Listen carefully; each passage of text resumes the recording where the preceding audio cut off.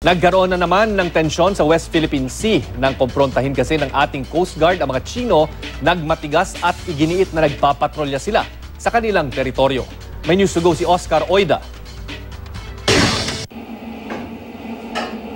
Sa videong ito, nakuha mula sa loob mismo ng BRP Nueva Ecija ng Philippine Coast Guard. Makikita ang isa na namang close encounter ng mga Pilipino at Tsino sa West Philippine Sea. Kuha raw ito noong Biyernes nang makatapatan ng ating puwersa ang isang patrol vessel ng Chinese Coast Guard sa bahagi ng Bajo de Masinloc. Sa kanilang pakipag-usap, ilang beses na iginiit ng ating Coast Guard na teritoryo ng Pilipinas ang pinasok ng Chinese vessel. Chinese Coast Guard Vessel 1104. This is Philippine Coast Guard Vessel 003 together with MCS 3001. We are conducting routine patrol in our exclusive economic zone. Over. Pero walang sagot ng Chinese Coast Guard habang papalapit ng papalapit ang dalawang barko sa isa't isa. Chinese Coast Guard Vessel 1104. This is Philippine Coast Guard Vessel 003 together with MCS 3001. We are conducting routine patrol in our exclusive economic zone. Please come in. Over. Pero ilang sandali pa,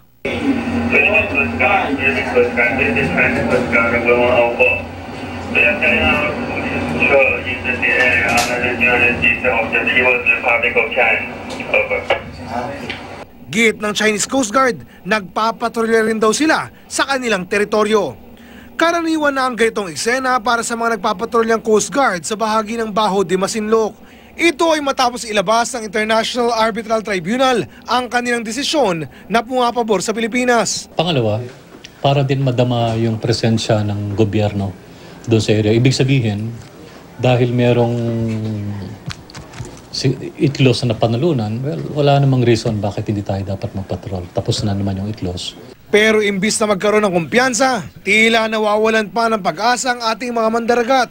Kung ikukumpara kasi ang ating mga barko, wala pang katiting sa mga higanting barko ng China na minsan ay may kasama pang mga eroplanong nagpapatrolya sa Himpapawid.